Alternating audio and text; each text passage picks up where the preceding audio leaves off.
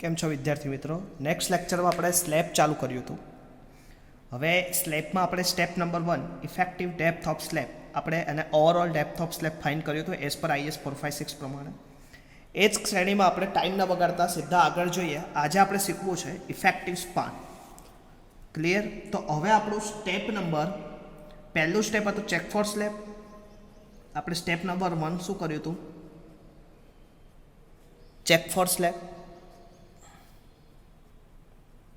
એમાં slab one way છે કે ટુ વે આપણે ટેસ્ટ કર્યું હતું, તો આપણે ચેક શું આવ્યું હતું? One way slab. પછી સ્ટેપ નંબર 2 આપણે શું સ્ટેપ કર્યું હતું? તો કે ઇફેક્ટિવ ડેપ્થ.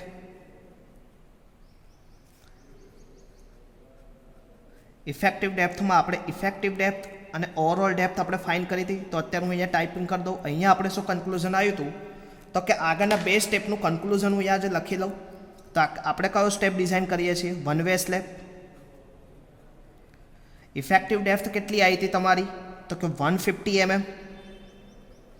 અને ઓવરઓલ ડેપ્થ કેટલી આવી હતી? તો તમારી ઓવરઓલ ડેપ્થ હતી 175 mm. હવે મિત્રો અહીંયાથી આપણે આગળ જઈએ. આપણું સ્ટેપ નંબર 3 આવશે. સ્ટેપ નંબર 3 આવશે મિત્રો, અને મોસ્ટ ટાઈમ્પી સ્ટેપ ઇફેક્ટિવ સ્પાન.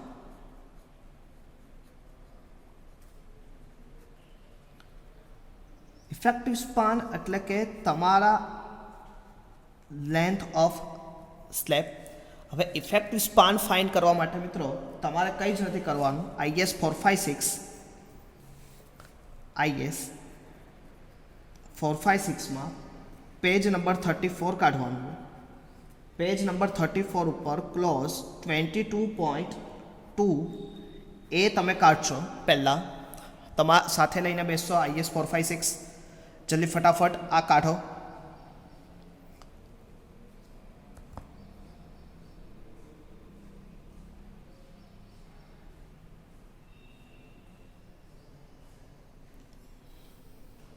ફાસ્ટ.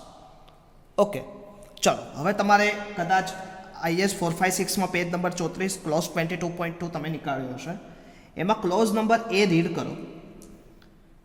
પહેલી 4 લાઈન છોડીને પાછળની 2 લાઈન જો તમે રીડ કરશો એમાં લખેલું હશે કે effective span is smaller that two value.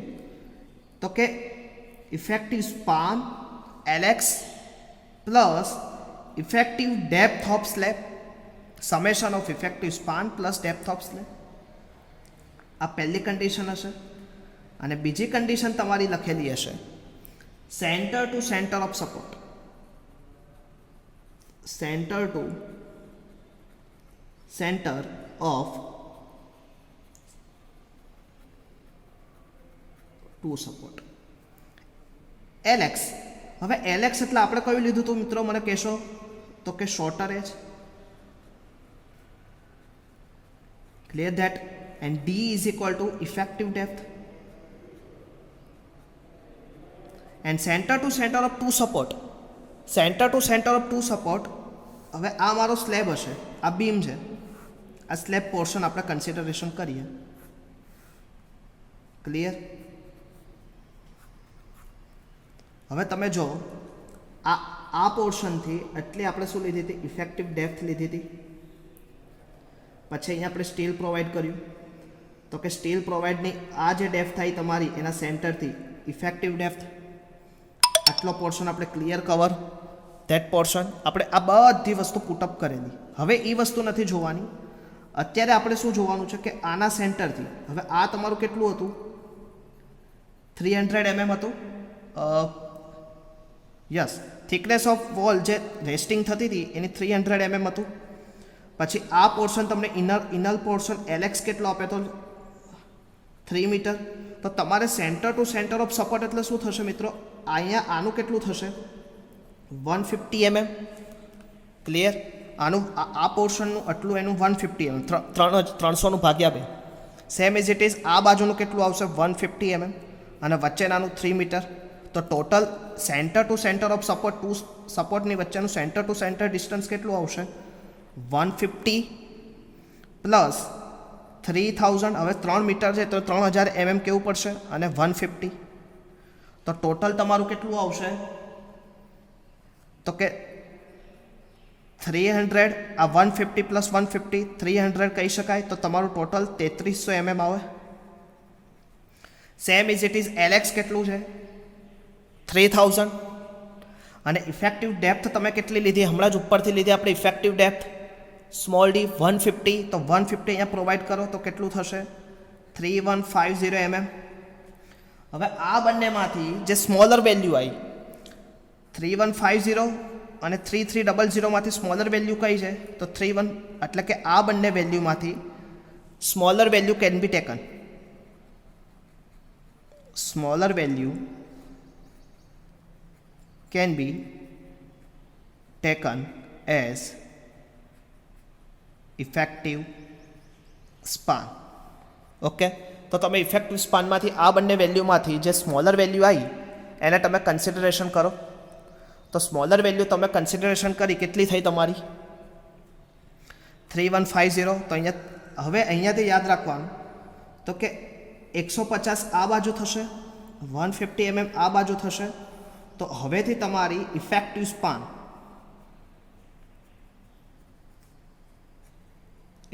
Span તમારો કેટલો થશે, ઇફેક્ટિવ સ્પાન 3150 મીટર mm અથવા તો 3.150 મીટર. આ તમારું ઇફેક્ટિવ સ્પાન થશે. ઓકે, એટલે સેન્ટર ટુ સેન્ટર અલગ સ્પાન, નેટ સ્પાન અલગ અને ઇફેક્ટિવ સ્પાન અલગ. યાદ રહેશે. તો આ હતું તમારું સ્ટેપ નંબર 3. હવે સ્ટેપ નંબર 4 કે તમે લોકોએ સ્લેબ ચેક કરી લીધો, ઇફેક્ટિવ ડેપ્થ આવી ગઈ સ્લેબની, ઇફેક્ટિવ સ્પાન તમને આવી ગયો. હવે સ્ટેપ નંબર 4 લોડ કેલ્ક્યુલેશન.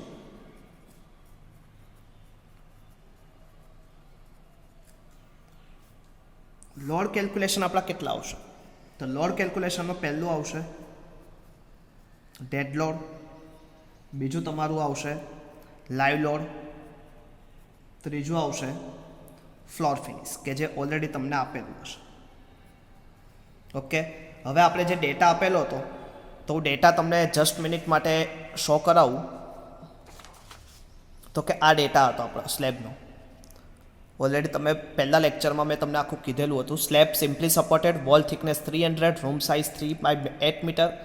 અત્યારે આપણે જે 3 મીટર લીધું છે એ સ્મોલર એજ કન્સિડર કરી લીધું છે. મેં તમને હમણાં ડ્રો કરાવ્યું ઇફેક્ટિવ સ્પાન, તો આપણે સ્મોલર એજને કન્સિડર કર્યું છે. એટલે તમારે જીટીયુમાં સ્મોલર એજને જ લેવાનું. Assume of floor finish 0.75 kilonewton પર metre square, live load 3 kilonewton પર મીટર સ્ક્વેર, પણ ડેડ લોડ આપેલો નથી. તો ડેડ લોડ ફાઇન કરવા માટે તમારે ખાસ ધ્યાન રાખવાનું, એઝ પર તમારી બુક પ્રમાણે small B into capital D into density of concrete. Small B એટલે કે હમણાં આપણે પહેલાં જ્યારે ચેપ્ટર સ્ટાર્ટ કર્યું ત્યારે મેં કીધું હતું કે સ્લેબ ડિઝાઇન આપણે પર મીટર માટે કરીએ છીએ, એટલે કે 1 મીટર એની વિડ્થ હશે. ડેપ્થ તમે કેટલી લીધી, તો કે ડેપ્થ તમે કેપિટલ ડી 175 mm હમણાં ઉપર જ આપણે લીધી 175 mm. નેક્સ્ટ લેક્ચરમાં આપણે ડિટેલમાં આ શોધ્યું હતું. તો આની કેટલી આવશે ઇફેક્ટિવ ડેપ્થ તમારી 0.175. હવે કોન્ક્રીટની ડેન્સિટી તમે ઓલરેડી એસ્ટિમેટ કોસ્ટિંગ વેલ્યુએશન ચેપ્ટરમાં અને અત્યારે કન્સ્ટ્રક્શન મેનેજમેન્ટમાં સીપીએમમાં તમે ઓલરેડી ભણો છો. એની ડેન્સિટી કેટલી આવશે 25. કોન્ક્રીટની ડેન્સિટી અલગ અને સિમેન્ટની ડેન્સિટી અલગ. અહીંયા તમારે કઈ ડેન્સિટી લેવાની, કોન્ક્રીટની. આ ત્રણેયનું મલ્ટિપ્લિકેશન કરો. કેલ્સી લઈને જ બેઠા હશે એવું ધારું છું. કેટલો આન્સર આવશે મને કહેશે કોઈ?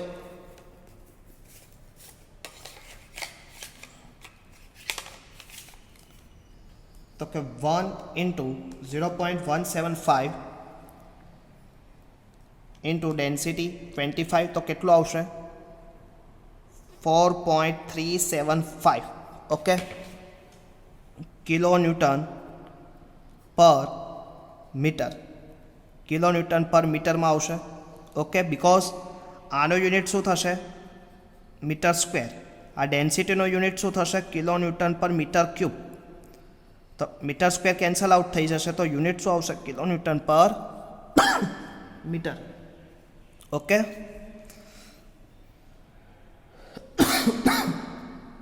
હવે લાઈવ લોડ તમને આપેલો છે, તો લાઈવ લોડ ઓલરેડી તમને ગિવન છે કેટલો 3 કિલોન્યુટન પર મીટર, તો પર વિડ્થ 1 મીટર 3 કિલોન્યુટન પર મીટર સ્ક્વેર, તો આન્સર શું આવશે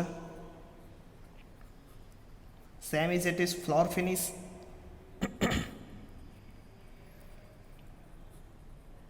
તો આન્સર શું આવશે 0.75.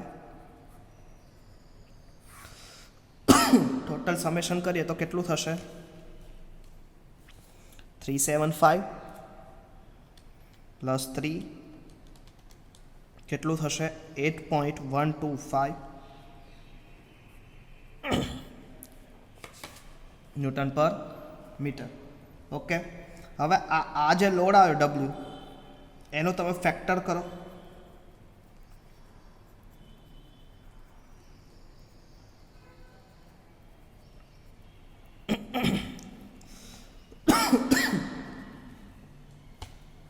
Into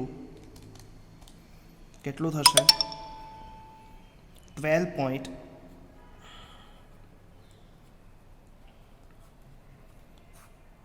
metre. ઓકે, તો આ તમને શું મળ્યું ફેક્ટર લોડ મળી ગયો, લોડ કોમ્બિનેશન આખું સ્ટેપ થઈ ગયું. ડેડ લોડ શોધ્યો, લાઈવ લોડ, ફ્લોર ફિનિશ, એનું ટોટલ સમેશન, કેરેક્ટરિસ્ટિક્સ એનું તમે ફેક્ટરમાં કન્સિડર.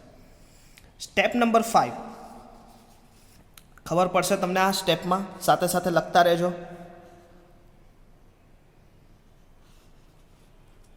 સ્ટેપ નંબર 5 આપણે લઈએ bending moment.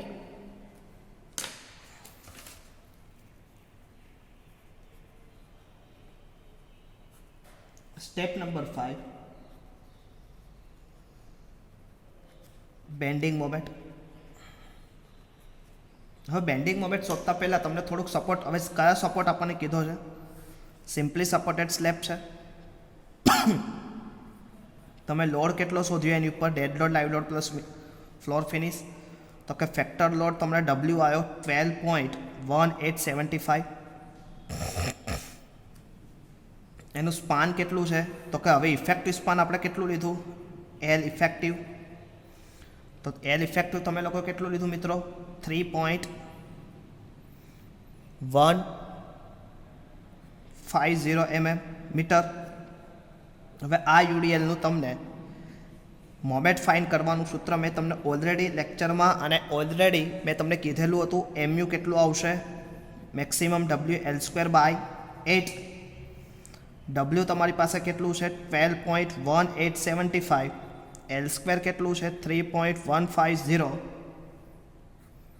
No square divided by 8. તો કેલ્સી વાપરતા આવડે તમને, કેટલું થશે 12.1875 3.150 નો સ્ક્વેર ડિવાઇડેડ બાય 8 કેટલું આવશે 15488 યુનિટ આવશે કિલોન્યુટન ઇન્ટુ મીટર. બિકોઝ આ ડબલ્યુ આપણને શેમાં ગિવન છે કિલોન્યુટન પર metre, and that portion is 315 is meter. Clear? Meter square, because here square meter is cancel out, here unit is kilonewton into meter. That's not that. તો આ તમને શું મળે મોમેન્ટ મળે. મોમેન્ટ મળ્યા પછી તમને બધાને ખબર છે સ્ટેપ 6 તમે શું ફાઇન્ડ કરતા હતા, બે સ્ટીલ મારે ફાઇન્ડ કરવાના આવે, એક મેન સ્ટીલ, સ્ટીલને ગણતરી કરવાની છે સ્ટીલ કેલ્ક્યુલેશન, એક આવે મેન સ્ટીલ અને બીજું તમારું આવે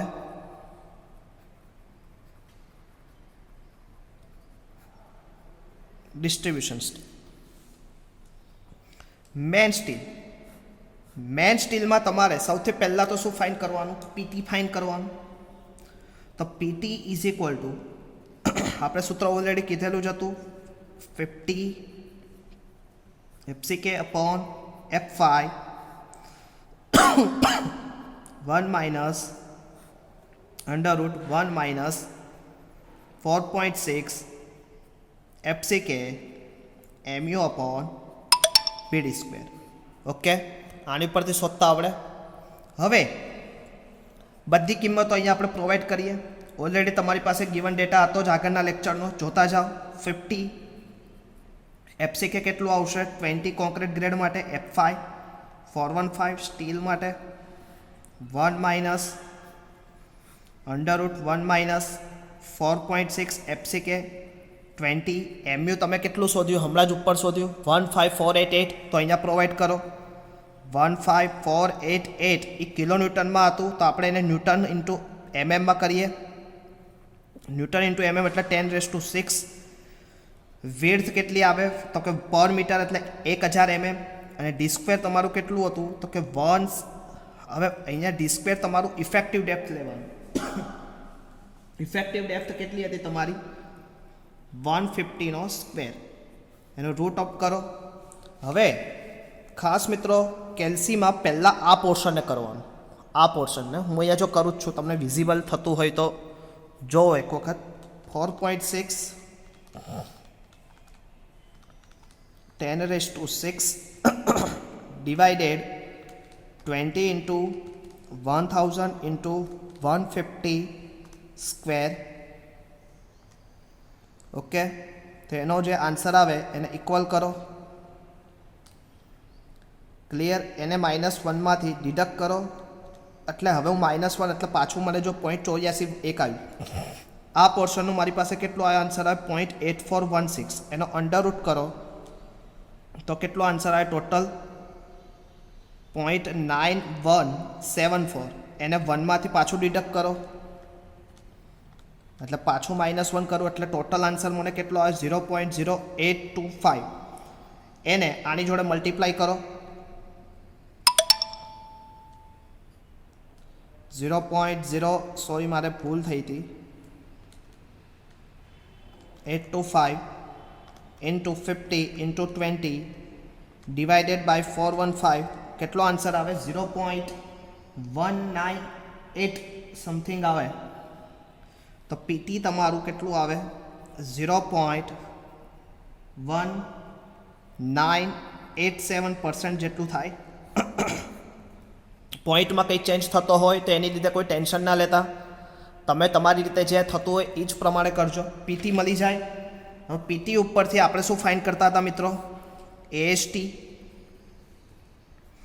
પીટી અપોન 100 બી ઇન્ટુ ડી વિઝિબલ. પીટી કેટલું આવ્યું 1987 અપોન 100. વિડ્થ કેટલી હતી તો કે 1000 પર મીટર માટે આપણે કન્સિડર કરીએ. ડી કેટલું હતું 150. તો હવે તમે આનું કેલ્ક્યુલેટ કરો તો કેલ્ક્યુલેટ કેવી રીતે આવશે? સૌથી પહેલાં તો આ ડબલ ફિગરને ઉડાડી દો તો 0.1987 ઇન્ટુ 10 ઇન્ટુ 150 તો 298.05 mm². હવે અત્યાર સુધી તમે લોકો શું કરતા હતા? એના નંબર ઓફ બાર ફાઇન્ડ કરતા હતા. હવે નંબર ઓફ બારને ફાઇન્ડ કરવાના, નંબર ઓફ સ્પેસિંગ ફાઇન્ડ કરવાની. સ્પેસિંગ માટેનું ઇક્વેશન ખાસ ધ્યાન રાખજો, ખૂબ જ અગત્યનું ઇક્વેશન છે સ્પેસિંગ માટે. સ્પેસિંગ માટેનું ઇક્વેશન છે capital AST small AST upon capital AST into 1000.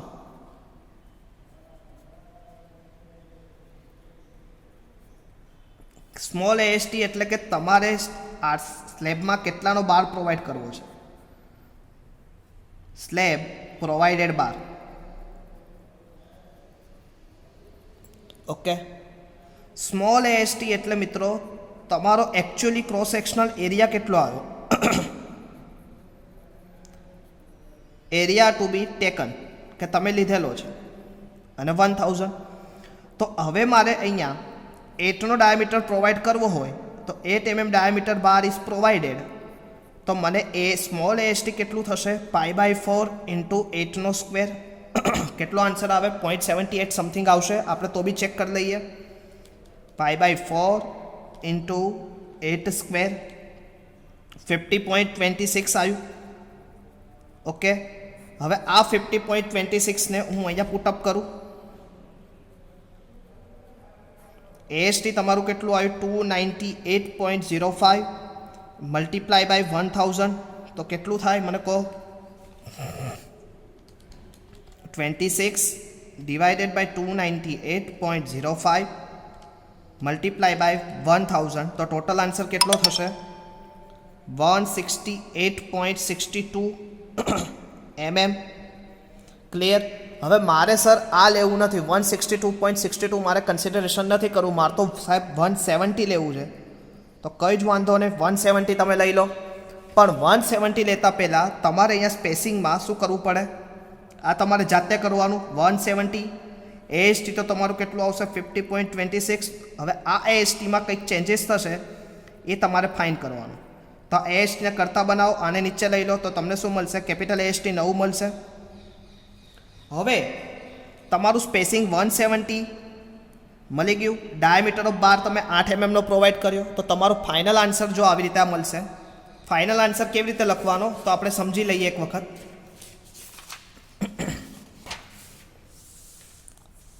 તો કે આગળનું થોડુંક ક્લિયર રાખું, ફરીથી જોઈ લો. તો આ વસ્તુ આપણે શોધી 170, તો તમારો મેન સ્ટીલ બાર આવું લખવાનું. મેન સ્ટીલ તમે કેટલું mm પ્રોવાઈડ કર્યું 170 mm સેન્ટર ટુ સેન્ટર. કેટલા ડાયામીટર પ્રોવાઈડ કર્યા 8 mm ડાયામીટર બાર પ્રોવાઈડ કર્યું. 170 mm centre to centre, 8 mm diameter bar provided. AST તમે કેટલું લીધું તો આ તમારે શોધીને જે એકચ્યુઅલ AST આવે એ અહીંયા લખી દેવાનું. તો આ શું થયું તમારું મેન સ્ટીલ. આ તમારો એક્ઝામ્પલનો આન્સર. 4 માર્ક્સનો એક્ઝામ્પલ પૂછે તો અહીંયા સુધી કરવાનું. હવે બીજું સ્ટેપ આવશે, સ્ટેપ નંબર 5ની અંદર જ પેટા એક સ્ટેપ ડિસ્ટ્રીબ્યુશન સ્ટીલ.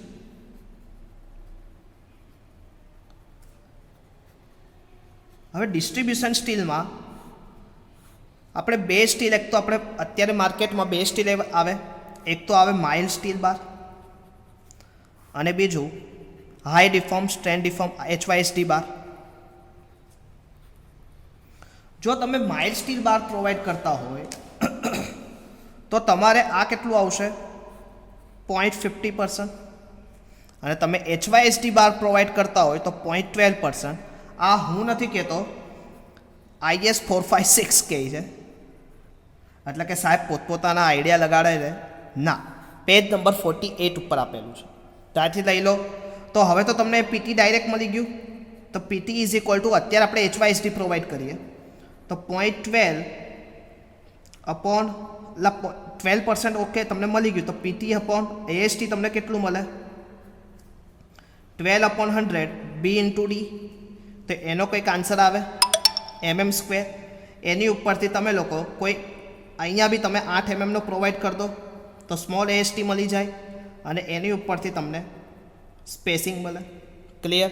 તો આટલી વસ્તુ તમારે જાતે મને કરીને દેવાની છે. ક્લિયર. તો આ સાથે આપણે જે સ્લેબનું એનાલિસિસ પાર્ટ સેક્શન હતું, ડિઝાઇન ઓફ રેન્ફોર્સમેન્ટ સેક્શન, એ આપણે પૂરું કર્યું. તો ખાસ મિત્રો નેક્સ્ટ ટાઈમ જ્યારે આવો ત્યારે આનું તમે લોકો જાતે એક એક્ઝામ્પલ ટ્રાય કરીને આવજો. હું તમને એક ડેટા આપું છું એક્ઝામ્પલનો. તમારે લોકોએ એક સ્લેબ લેવાનો, એ સ્લેબની વિડ્થ એ સ્લેબમાં તમને 3.5 મીટર આપેલું છે, અને આ લેન્થ તમને આપેલી છે 8.5 મીટર.